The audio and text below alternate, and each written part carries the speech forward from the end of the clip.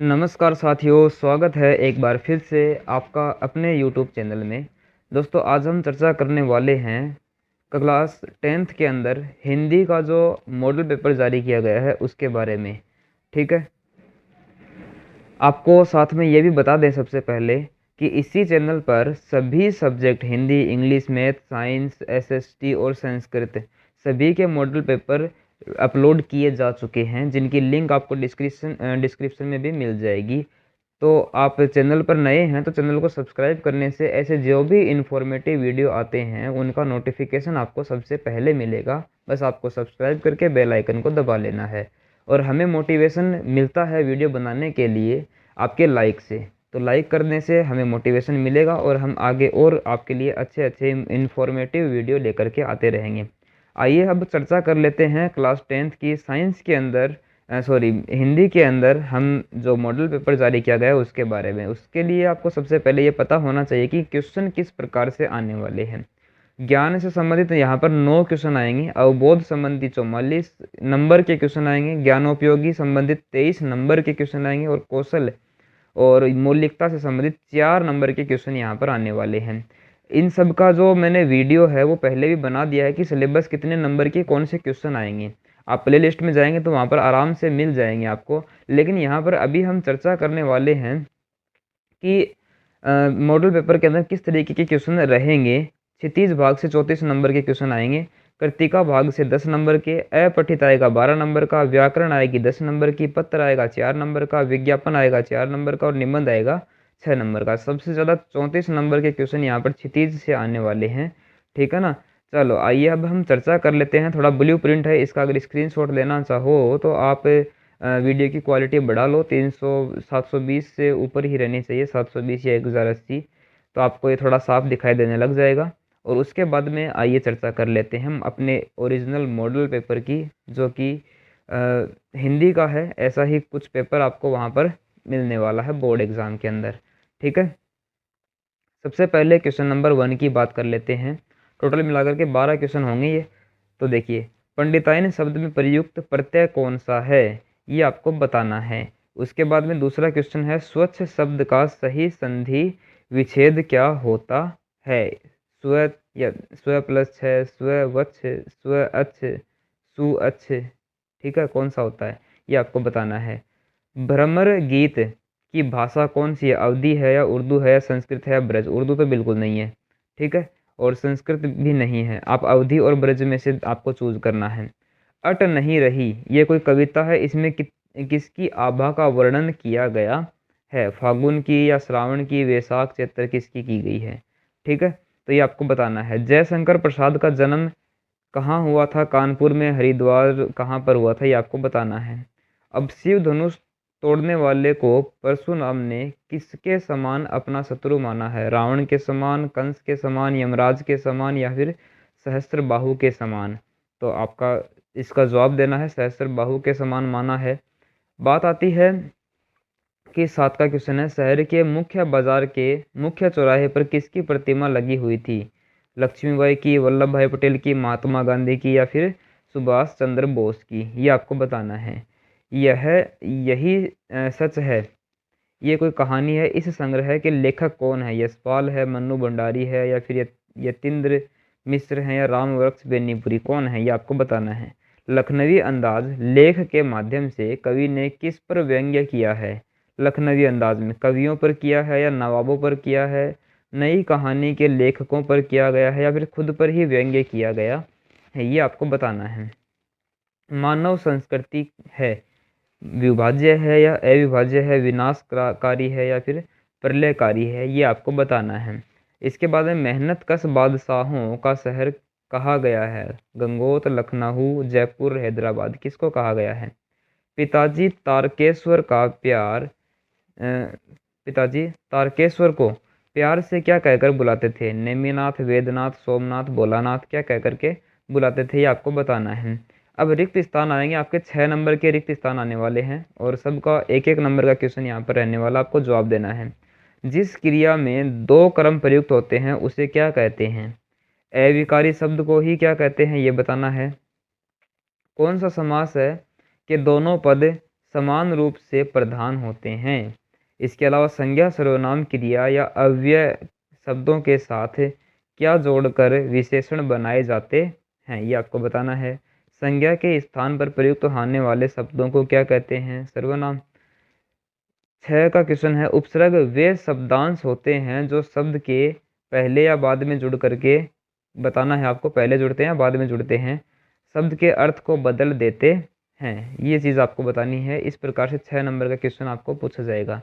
अब बात आती है क्वेश्चन नंबर 3, जो भी 6 नंबर का ही है आपके पास में। देखो ध्यान से, निम्नलिखित अपठित गद्यांश को पढ़कर दिए गए प्रश्नों के उत्तर अपनी उत्तर पुस्तिका में लिखिए। आपको पूरा ध्यान से इसमें पढ़ लेना है। यदि किसी राष्ट्र का समुचित विकास तथा उनके नागरिकों का सही व्यक्तित्व निर्माण करना हो तो उसकी शिक्षा का स्वोद्देश्य होना अनिवार्य है। शिक्षा वस्तुतः कोई पाठ्यक्रम या डिग्री प्राप्त करना नहीं है, बल्कि जीवन में सतत चलने वाली प्रक्रिया है। इस तरीके से आपको पूरा पढ़ लेना। शिक्षा का महत्व इसमें बताया गया है। तो पहला प्रश्न पूछा गया है, उचित शीर्षक क्या है। तो शिक्षा का महत्व है। इस तरीके से व्यक्ति और राष्ट्र का चरित्र निर्माण किसके द्वारा होता है, शिक्षा के द्वारा। जीवन में सतत चलने वाली प्रक्रिया क्या है, विकास। राष्ट्र के विकास व नागरिकों के व्यक्तित्व निर्माण हेतु शिक्षा कैसी होनी चाहिए, ये बताना है। इसमें से देख करके गांधी जी के शिक्षा के विषय पर क्या विचार थे। इसके अंदर गांधी जी को चरित्र निर्माण के लिए अनिवार्य मानते थे, शिक्षा को चरित्र निर्माण के लिए अनिवार्य मानते थे। विनाश शब्द का विपरीत शब्द गद्यांश में से छांट करके आपको लिखना है। विनाश, विनाश का सही विपरीत अर्थ आपको विलोम शब्द छांट करके लिखना है, ठीक है ना। विनाश का होगा निर्माण। क्वेश्चन नंबर 4 है, देखो ये भी 6 नंबर का ही है। अपठित पद्यांश अब की बार दे रखा है और इसको पूरा पढ़ना है, बाद में प्रश्नों के उत्तर देना है। पहला तो शीर्षक बताना है। इसके अलावा बाद में सेकंड क्वेश्चन, मधु लेकर कौन आया, कंत किस वेश में है, ये बताना है।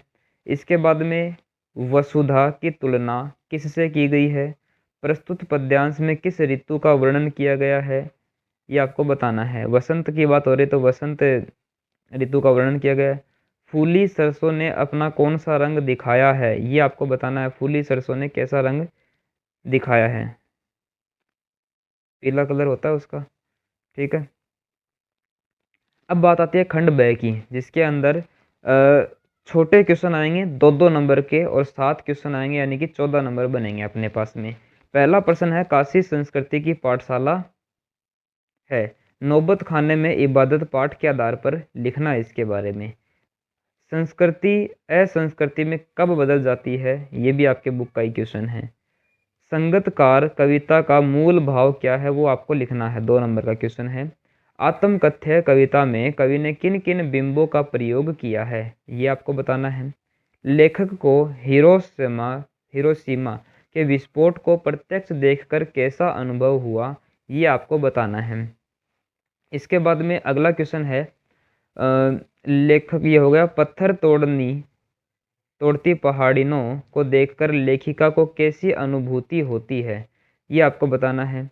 क्वेश्चन नंबर 11, आंखें भर आना मुहावरे का अर्थ एवं वाक्य में प्रयोग करके भी आपको लिखना है। पहले तो अर्थ बता देना, 1 नंबर मिल जाएगा। वाक्य में प्रयोग कर दोगे तो 1 नंबर और मिल जाएगा, ठीक है। जैसे कि अब आगे बात आ जाती है क्वेश्चन नंबर खंड 6 की, जिसमें सभी क्वेश्चन है वो 4-4 नंबर के रहने वाले हैं। निम्नलिखित पठित गद्यांश को ध्यानपूर्वक पढ़कर पूछे गए प्रश्नों को उत्तर अपनी पुस्तिका में लिखने हैं, ठीक है। तो अब मास्टर बनाना भूल गया, ये कौन सा है। बार बार सोचते क्या होगा उस कौम का जो अपने देश की खातिर घर गृहस्थ जवानी सब कुछ होम कर देने वालों पर भी हंसती है और अपने लिए बिकने के मौके ढूंढते दुखी हो गए। 15 दिन बाद उसी कस्बे से गुजरे। कस्बे से में घुसने से पहले ख्याल आया कि कस्बे की हृदय स्थली में सुभाष की प्रतिमा अवश्य ही प्रतिष्ठित होगी। तो सुभाष चंद्र वाले जो पहले अभी थोड़ी देर पहले क्वेश्चन आया था, वो ही चैप्टर है, उसमें से ये पैराग्राफ आया है। तो आपको बताना लेखक दुखी क्यों हो गया, ये आपको बताना है। हालदार साहब कितने दिन बाद में कस्बे से गुजरे से 15 दिन बाद में। आंखों पर चश्मा क्यों नहीं था, किसी ने हटा लिया होगा भाई। लेखक आज वहां रुकना क्यों नहीं चाहता था, इस बात का जवाब आपको देना है। 4 नंबर के क्वेश्चन आएंगे यहाँ से। अब इसके बाद में अथवा वाला भी क्वेश्चन है, यानी कि ऊपर वाला आपको नहीं आता है सही से तो आप नीचे वाला कर सकते हो। ठीक है। पर ये उस समय तक हमारे परिवार में लड़की के विवाह के लिए अनिवार्य योग्यता थी। उम्र में 16 वर्ष और शैक्षिक मैट्रिक 10वीं क्लास। सन 44 में सुशीला ने वह योग्यता प्राप्त कर ली और शादी करके कोलकाता चली गई। दोनों बड़े भाई भी आगे की पढ़ाई के लिए बाहर चले गए। इन लोगों की छत्रछाया हटते ही पहली बार मुझे नए सिरे से अपने वजूद का एहसास हुआ। पिताजी का ध्यान भी पहली बार मुझ पर केंद्रित हुआ। लड़कियों को जिस उम्र में स्कूली शिक्षा के साथ सुगढ़ गृहस्थी और कुशल पाक शास्त्री बनाने के नुस्खे जुटाए जाते थे, पिताजी चाहते थे कि मैं रसोई से दूर ही रहूं। रसोई को वे भटियार खाना कहते थे और उनके हिसाब से वहां रहना अपनी क्षमता और प्रतिभा को भट्टी में झोंकना था। अब लड़की के विवाह की कौन सी अनिवार्य योग्यता लेखिका ने बताई थी? 10वीं पास और साथ में 16 वर्ष की उम्र। लेखिका को अपने वजूद का एहसास कब हुआ? जब उनके भाई वगैरह बाहर चले गए थे। सुशीला ने कौन सी योग्यता प्राप्त कर ली थी? 10वीं पास करने वाली। और पिताजी लेखिका को रसोई से दूर क्यों रखना चाहते थे? क्योंकि रसोई में काम करना अपने आप को भट्टी में झोंकने जैसा बताया था उन्होंने। प्रस्तुत पठित पद्यांश पढ़कर दिए गए प्रश्नों के उत्तर आपको देने हैं। फसल क्या है? और तो कुछ नहीं है, वह नदियों के पानी का जादू है। ये एक पद्यांश है। प्रस्तुत पद्यांश में कवि किसके विषय में कह रहा है? ठीक है, फसलों के बारे में कह रहा है। फसल किसके हाथों के स्पर्श की महिमा है? किसान रूप इसमें देख करके बताना है। ठीक है।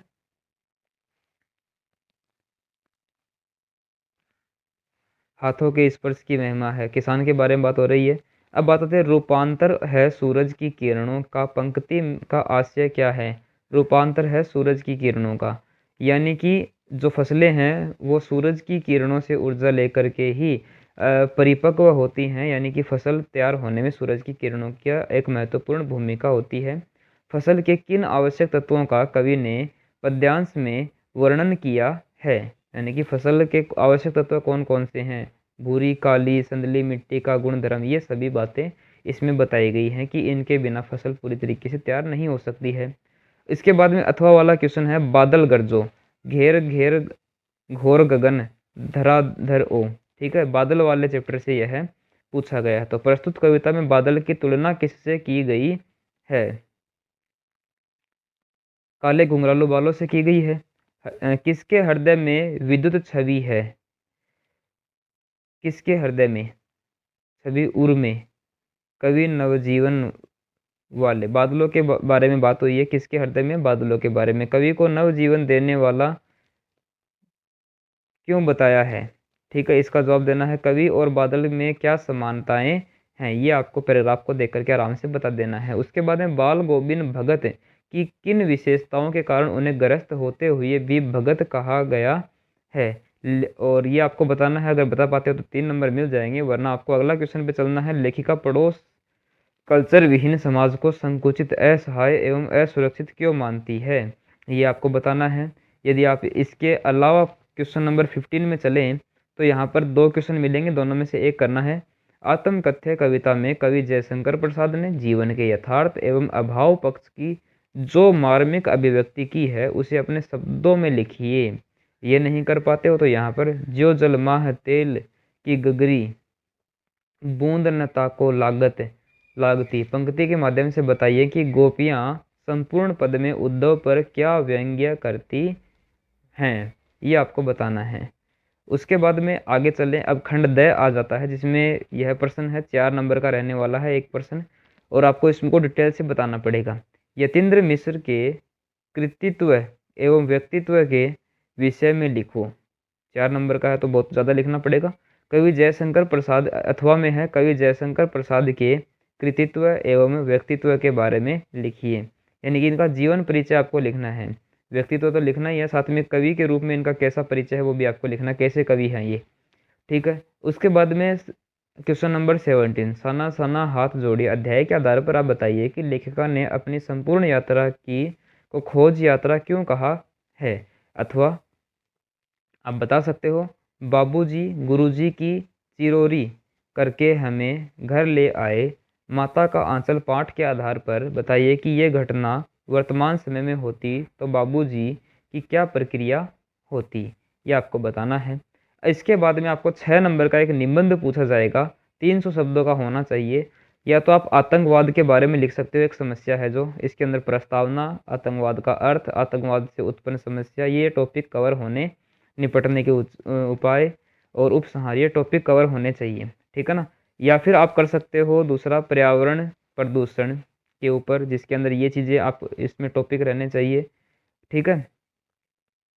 निम्नलिखित विषय में से किसी एक विषय पर, आपको 3 विषय दे रखे हैं, तीनों में से किसी एक के ऊपर आपको क्या कर देना है, निबंध लिख लेना है। अनुशासन का महत्व है, अनुशासन का बहुत सा महत्व है, आपको स्कूल के अंदर भी प्रतिदिन समझाया जाता है कि अनुशासन बहुत ही ज़रूरी है, और उसके ऊपर आप आराम से निबंध लिख सकते हो। मेरी अविस्मरणीय यात्रा, प्रस्तावना, ये सारी की सारी आप इसमें पॉइंट लिख सकते हो। अविस्मरणीय यात्रा का मतलब आप कहीं भी घूमने के लिए गए हो, उस यात्रा का पूरा जिक्र आप इसमें कर सकते हो। तो ये आपके लिए प्लस पॉइंट रहेगा कि आपके पास टॉपिक 4 दिए जाएंगे और करना केवल और केवल एक ही है। जिस भी विषय के बारे में आपको सबसे ज़्यादा जानकारी होगी उसके बारे में आप लोग लिख लेना, समझ गए। अब बात आती है स्वयं को राजकीय उच्च माध्यमिक विद्यालय गोपालपुर का महेश मानकर और प्रधानाचार्य से विद्यालय में खेल सप्ताह मनाए जाने हेतु एक प्रार्थना पत्र लिखना है। अगर आप ये कर देते हो 4 नंबर आपको आराम से मिल जाएंगे।